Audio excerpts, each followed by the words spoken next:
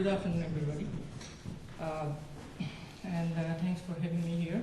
I will talk today. I will try to talk about some of the challenges that we face normally when we try to provide cycling facilities, and some of the tools that we can use to overcome those challenges.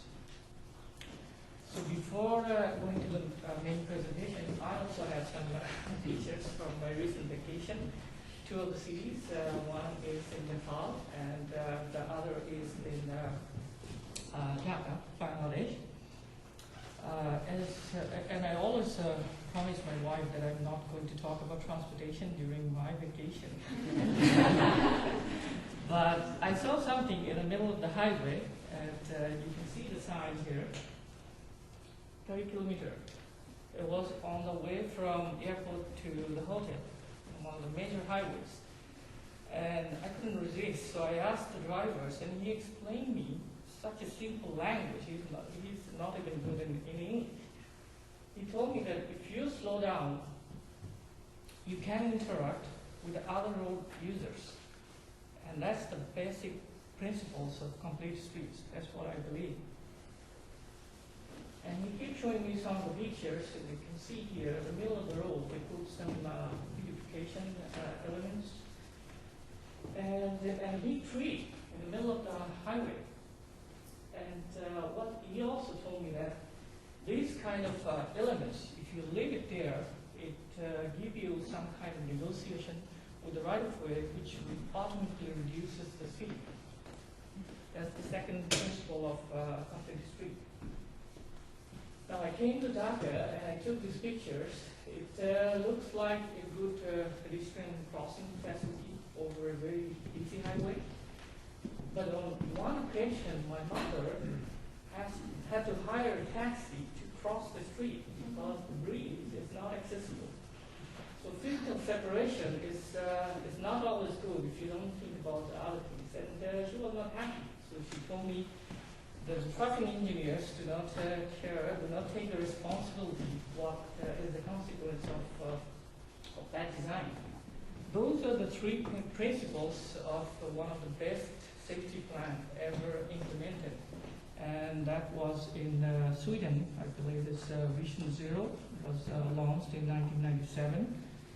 And those multimodal transportation, low speed, and responsibility of the system designers. That's the three basic principles of this Vision Zero. I'll try to go over quickly what are the challenges that we face normally, some kind of perception. I have some data here collected by the Transport Canada for all over Canada. You can see that cyclists, at least victim of almost like 2,000 people die every year. I'm not trying to downgrade the cycling safety issue, rather I will try to concentrate on how can we make these numbers absolutely zero. And we know some tools that we can achieve that objective. This is probably the most compelling evidence, and you have seen already somewhere. If you want to make a case for cycling as a mode of transportation, the countries with the most cyclists on their roads, Denmark or Holland, enjoys the most safest environment for the cyclists and as well as motorists. So this is what I believe is cycling is dangerous. So when we talk about dangerous cycling, I think we're talking about this. There's also another perception that is very expensive. I have some kind of comparison here. In this axis, the cost per kilometer. In this side, I have cost per kilometer for the on-road facilities, including some dedicated. In the middle, sidewalks and trails, and the right side is the public roads. As you can see, public roads, and that's only the asphalt that costs I'm putting there. So way more expensive than any other facility that we provide for pedestrians and cyclists. So when we talk about safety, we often forgot about the very important terms or the concept. That is security. And what is security is nothing but, can you hear me? Yeah. So It's nothing but a perception of road users, how they perceive or drive on the roadways. I have an example here. I'm not picking Mississauga as a bad example, but it's all over the place. It's almost the same story. And the traffic engineer will tell you that, okay, 75% people, those are just a bunch of crazy motorists. But what I believe that those, most of the drivers was average driver, but somehow within our road design process, we make them as a crazy motorist, right? So this, I think this is how it happened, and this is what we are doing right now. The information we try to provide the motorist, is no longer transferable easily. So we use so many signs and markings and try to control them with different tools like traffic signals. And what they have common is they actually reduces the eye contact, the interaction between the different types of users, which creates a false sense of security, and ultimately that leads to a collision.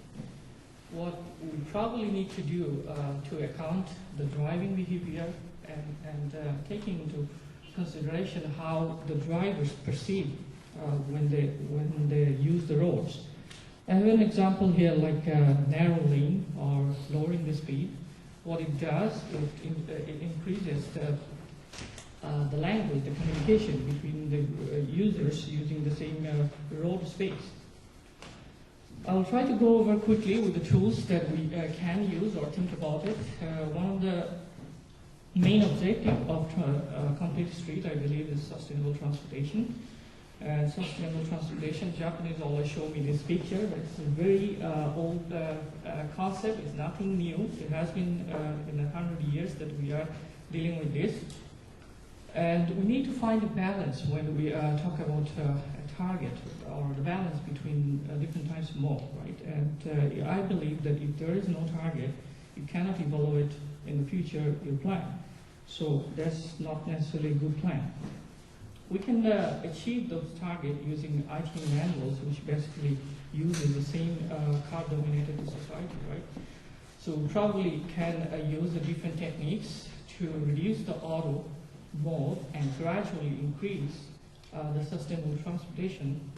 And you have to do it in different steps. Instead of doing it in one step, we can analyze and go for higher levels of complete speed facilities. I talked about the 30-kilometer speed before, and this is why we like it, especially the traffic engineers starting to like it. We can use the space and we can see each other fair amount of detail under this speed. I have an example here. If you look at the top of the chart, Dubai streets sometimes designed for 100 kilometers. No one can walk or bike there. This simple as it is. And if you cross the threshold value, it just increases the risk of any types of users.